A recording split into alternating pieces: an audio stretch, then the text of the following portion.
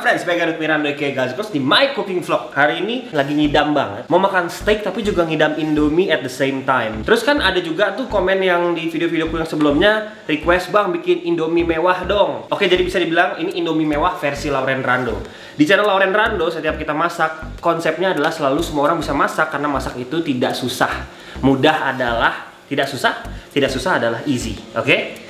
Jadi pertama kita punya bahannya, Indomie goreng. Aku lebih suka Indomie goreng karena bumbu Indomie goreng buat aku tuh lebih umami, lebih gurih. Dan memang sekarang aku lagi pengennya makan Indomie goreng daripada kuah. Lalu kita punya protein ya. Ini adalah satu daging sirloin. Ini bisa dibilang potongan yang empuk, yang bagus untuk jadiin steak. Lumayan agak pricey, sekitar mungkin sekilonya itu di atas 100 ribuan, tapi gak apa-apa, Indomie mewah. Jadi bahannya simple aja. Pertama adalah Indomie sebagai karbohidrat, protein, daging, kita nggak pakai telur karena proteinnya ada ini, dan punya sayur, serat. Complete package, gampang, sayur hijau bisa pakai apa aja, sehat juga. Pertama, ini adalah tipsnya. Jadi saat kita masak sesuatu, kita harus tahu timing dan urutan. Maksudnya apa? Kalau misalkan kita masak Indomie-nya duluan, baru kita masak daging, Indomie-nya udah keburu soggy, dalam arti ya jadi satu nempel. Kalau kita pernah dibawain bekal ke sekolah gitu kan, Indomie goreng, dia kan pas diangkat jadi satu gitu, bentuknya bentuk tempat makannya. Pernah nggak, Dan? Nah, itu kita nggak mau terjadi di saat kayak gini. Kita mau masak kayak gini, daging dulu. Karena daging butuh yang namanya rest time. Jadi ini dagingnya udah dikeluarin dari freezer, jadi dia nggak beku ya, dia lentur. Udah dilap juga pat dry supaya dia crispy on the outside. Jadi luarnya kita mau dia crispy, garing, karena cairan di dalamnya itu kita mau masih di dalam dagingnya supaya dia juicy dan dia medium. Jadi kita mau di tengahnya masih pink ya. Kita pat dry kayak gini. Kita akan masak daging dulu. Pertama kita sediain ini namanya pan teflon. Ini kita mau panasin sampai dia keluar asap. Jadi kita kasih minyak dikit seperti itu sampai panas. Jangan banyak-banyak, kita nggak mau terlalu oily. Ini cuma supaya dagingnya nggak nempel. Lalu kita mau bumbui dengan merica, black pepper. Jangan merica putih ya, harus lada hitam. Black pepper itu dia punya wangi yang enak banget, cocok untuk daging, dan aku ngasih agak banyak karena kita mau bikin yang namanya crust. Crust itu jadi luarnya dia kayak crispy ya. Ini crustnya dari black peppernya, jadi bisa dibilang nanti di saat dimasak luarnya ini garing, crispy, kriuk-kriuk, dan di dalamnya masih setengah mateng. Karena Indomie goreng udah asin, kita mau taruh saltnya atau garamnya dikit aja supaya daging sapinya keluar rasanya, umaminya atau kelezatannya. Kita nggak mau terlalu banyak karena nanti pas dimakan bumbu ini udah bener-bener asin sekali. Notice bagaimana aku memasak tanpa bawang putih dan juga yang aneh-aneh, karena kita mau dagingnya itu nanti rasanya mendukung si Indominya, jadi nggak mau tabrakan. Jadi kalau misalkan kita kasih bawang putih nanti mungkin rasanya terlalu bawang putih, jadi rasa Indominya kalah. Jadi kita mau gini aja, simple, salt and pepper doang. Udah berasap, lihat, udah berasap ya, langsung masuk, lay away. Jadi bukan ditaruhnya dilempar gitu gitu, bukan ya. Jadi namanya lay away, ditaruh dari bawahnya dulu lalu didorong ke belakang seperti kayak menyapu gitu, gini. Jadi kalaupun muncrat dia ke arah sana. Jadi nggak perlu tuh kalau masak pakai tameng gini kan. Ayo pakai tameng, ngapain? Nggak perlu. Kita harus profesional, kita tahu apa yang kita lakukan.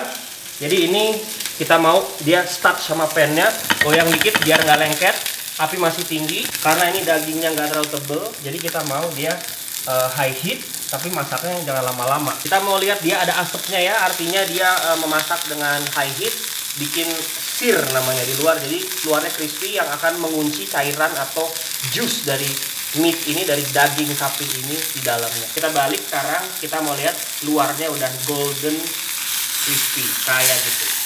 Oke, ini namanya sear. Black peppernya jadi crunchy, membuat dagingnya mempunyai tekstur crunchy di luar tapi masih moist dan juicy di dalam. Lalu kita masukin mentega dikit. Ini bikin dagingnya jadi gurih. Oke, lihat.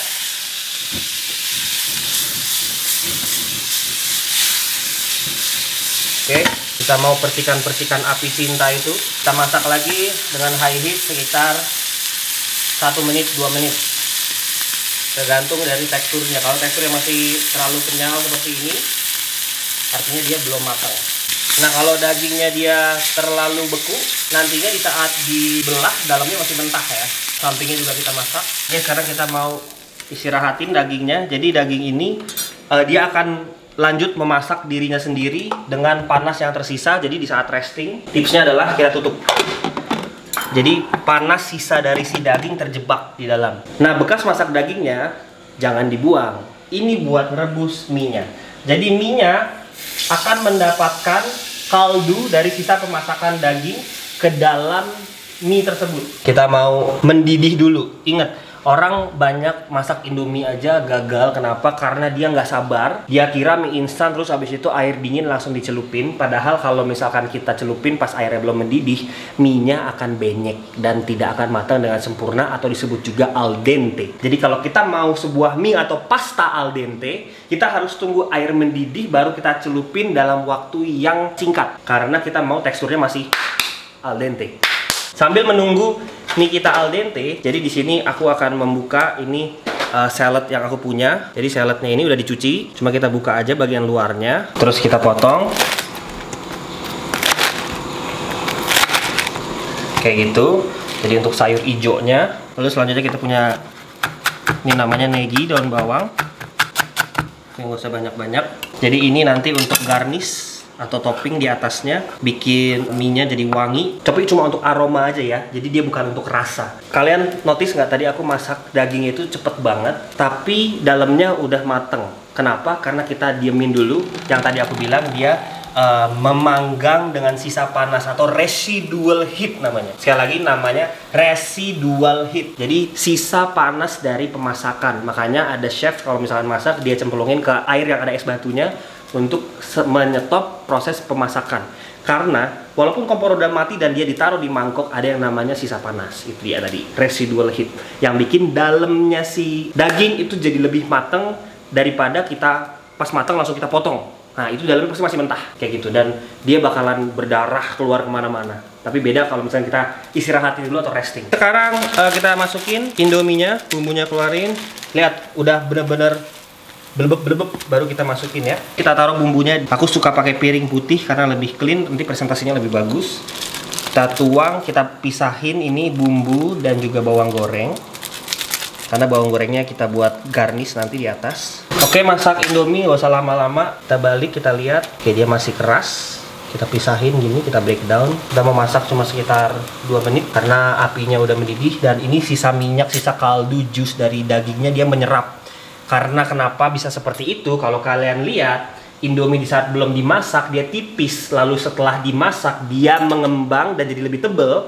Artinya dia menyerap air. Karena proses memasak itu membuat sesuatu yang kering seperti pasta Indomie, dia kembali nge-absorb water. Dalam kasus ini dia mengabsorb kaldu bekas masak dari steak. Oke, makanya itu bakal bikin Indominya lebih kita nggak perlu yang aneh-aneh, kita nggak mau merusak cita rasa dari bumbu Indomie tersebut. Karena gue pernah eksperimen masak Indomie pakai apa daun ini malah jadi nggak enak. Aku lebih suka Indomie original apa adanya, seperti cintaku padamu. Awal namanya copyright.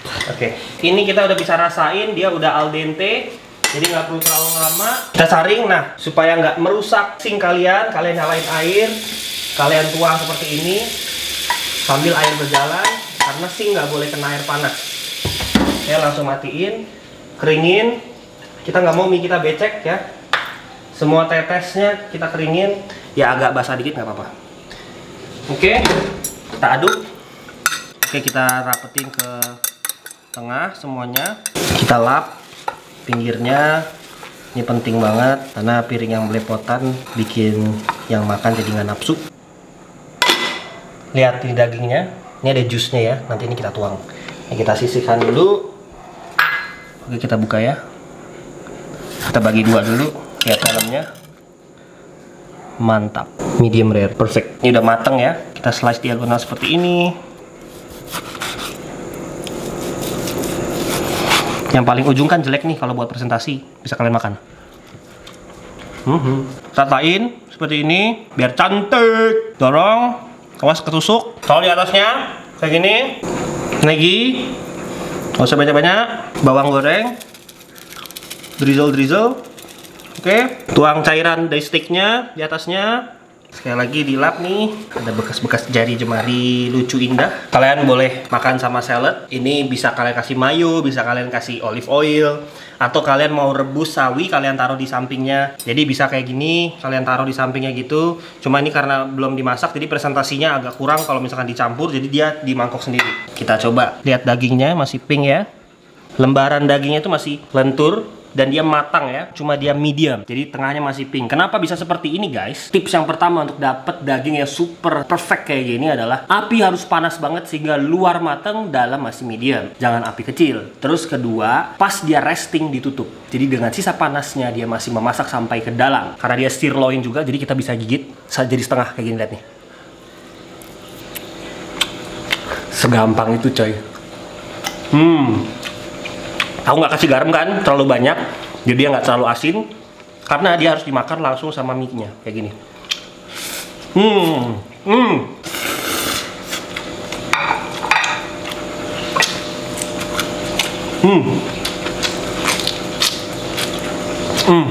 Ini kalau nggak ada dagingnya, dia akan terlalu asin. Dimakan sama dagingnya aja, dia menurut aku asinnya masih kuat banget, micinnya masih berasa banget, strong banget. Makanya dia di balance dengan ini. Jadi aku tuh bisa dibilang pemakan segala ya. Daging makan, junk food makan, tapi makanan salad juga makan. Aku suka banget salad, terutama Caesar salad. Makanya aku sedia daun ini, namanya romaine lettuce. Romaine ini sayur yang paling aku suka. Kenapa tau nggak? Ini karena dia bunyinya kayak gini guys. Kayak makan kerupuk. Dan dia enak banget untuk Caesar salad. Jadi kalau dikasih Caesar salad dressing, top. Pakai Caesar salad diparut keju gitu, nyemilin gitu, banyak banget aku nyemilin kayak gitu. Udah hobi. Dagingnya tipis, ada bawang gorengnya, udah kena bumbu-bumbu Indominya dikit, diambil pakai tangan biar Indonesia banget, lalu dimakan.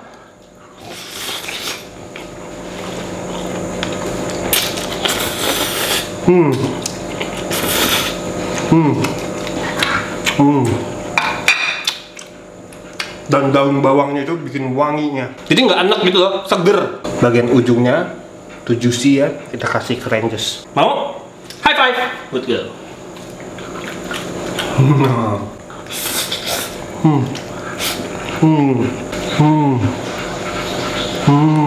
Bisa digigit dengan mudah, jadi putus jadi setengah. Kenapa bisa seperti itu?